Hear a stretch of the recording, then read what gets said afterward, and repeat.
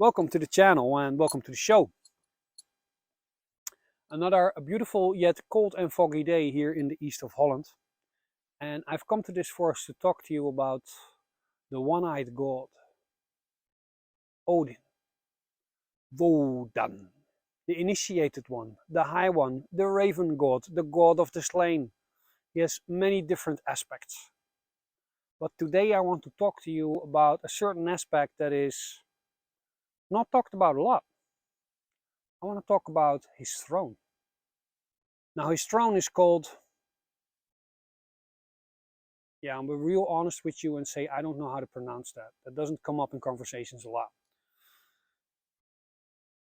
I want to talk you through the myth that features his throne. Then I want to discuss the meaning, and then I want to give my 2 cents basically on the interpretation of that myth, because I think you can have a lot of fun with this myth. I think there's a lot of different ways to look at it and different ways to get meaning out of it. Now, there's not a lot of talk about his throne, but Odin is such a multi-dimensional character. You could look at all his attributes. You could look at his spear, Gungir, and if you understand his spear, you understand him better. You can look at his Geri and Freki, his wolves. You can look at his ravens, Hugin and Mugin, and all those things. The fact that he has one eye helps you understand this god of magic and wisdom, the god of divine madness.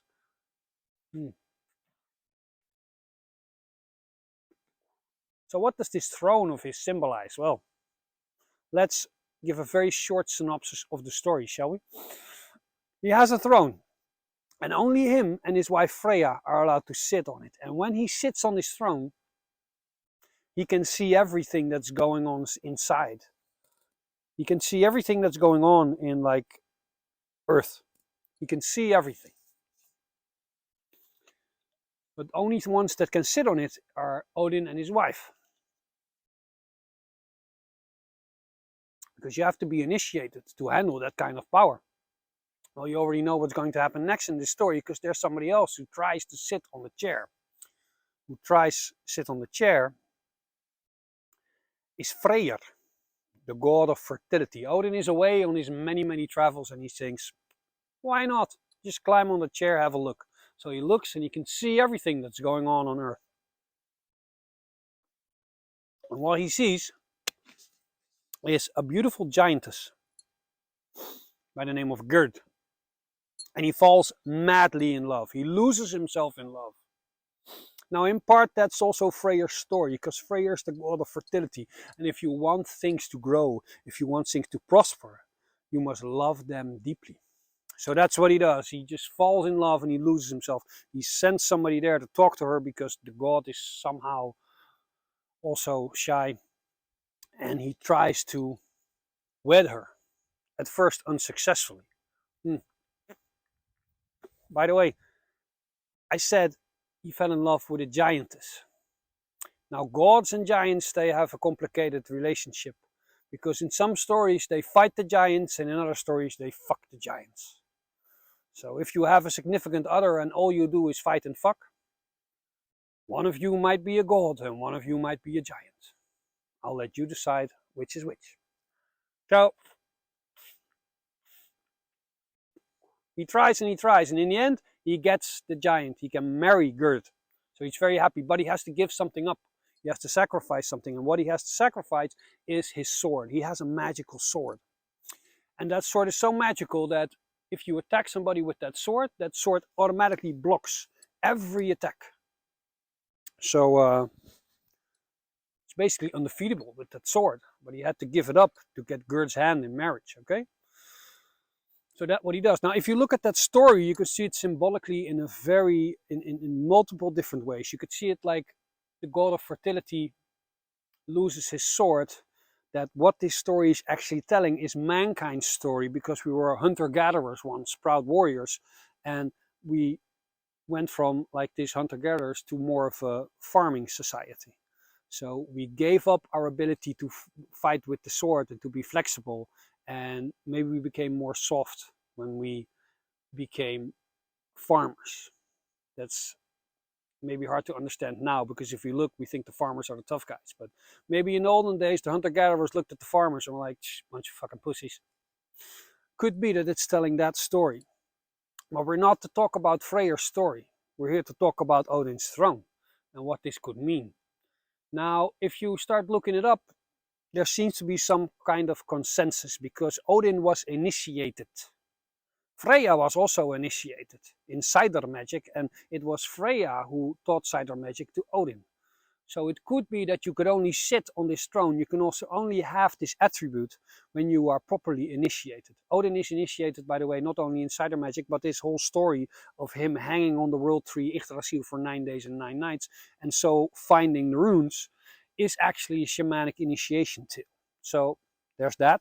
So those people can sit on the chair. So what does that symbolically mean? It's a kind of transcendence. It's like cider magic in part revolves around astral travel and going everywhere.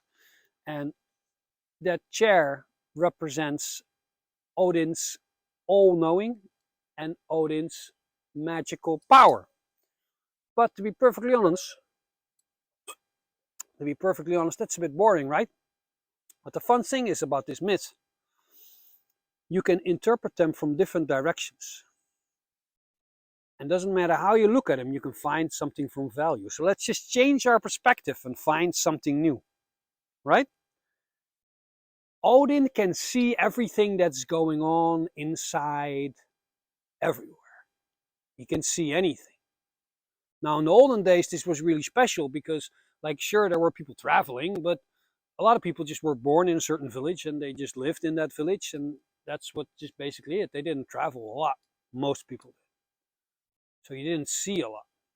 Odin could see everything. But nowadays, I think we all can see everything.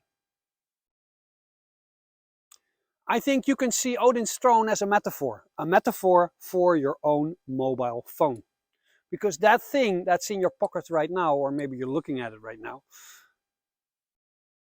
can show you everything that's going on in the world right now. It's a power. We all have a mobile phone throne in our pockets. How to use this power, this transcendent power of portable internet. Could do a whole video on that, but let's not. Well, if you want to answer that question, first let's make it more easy to answer how not to use it. And I think Norse mythology gives us an example of how not to use our mobile phones. Because that's what the story of Freyr could interpret it in a different way. Freyr could see everything, so he could see a giantess that was so beautiful that he lost his freaking mind. He was completely lovesick, and he gave away everything so he could be with her. Does that sound like a modern tale? Yes. It's the tale of a man who opens his mobile phone, looks inside his mobile phone and finds the most beautiful women ever to exist. Let's be honest, Instagram is full of them. And then he falls madly in love, and then he starts giving all his money away to his OnlyFans subscription of this girl. Freyr could very well be the first simp. So, if you interpret it that way, you could see it as a way to properly handle your mobile phone. Don't get lost in love. Don't get lost in the most beautiful girls. Don't give away everything just so you can wed those beautiful girls. Because he gave away his sword, and when Ragnarok came, and we all face our own personal Ragnarok. For me, a personal Ragnarok is, we have a woodpecker, by the way. It's making a lot of noise. I hope you can hear that. But it's distracting me. Woody's distracting me. Like, we have our own personal Ragnarok, and that's when everything goes wrong, when the shit hits the proverbial fan. As older I get, I realize it's not a question of if things go wrong, it's more a question of when things will go wrong. And when things go wrong for Freyr, when he's in his Ragnarok, he has to fight Surtur, fire god. Well, I don't know if it's fire god, but this being of pure fire. And he can't properly fight it because he doesn't have a sword, he just has antlers to defend himself. that could also be symbolically interpreted as Freyr being the god of nature and fire being always able to destroy the forest and nature. So in the end, fire will destroy nature. But then the earth will be fertile because of like all the ash, and things will go again because things are always cyclical. Ragnarok is not the end. My point is this: be careful with your mobile phones. Don't fall in love with too many pretty people on the internet. That goes for men as well as women.